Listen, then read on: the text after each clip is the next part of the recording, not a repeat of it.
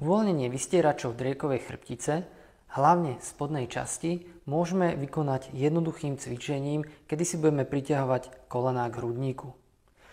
Najprv ohneme a pritiahneme jednu nohu, môžeme si ju pekne chytiť, tak, a postupne môžeme začať pritiahovať aj druhú, tak. Vyvarujeme sa zdvíhaniu ramien, hlávka je pekne vytiahnutá a teraz pozor, je dôležitý smer pohybu.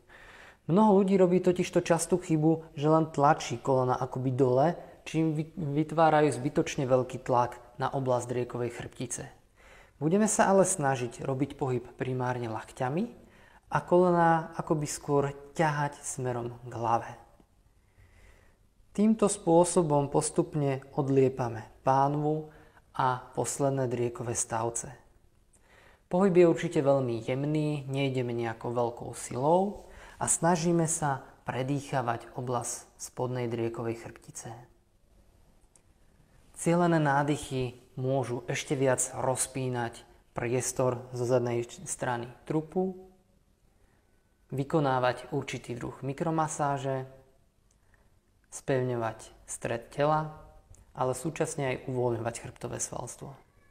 Pomaličky povolíme pustením jednej a následne aj druhej nohy.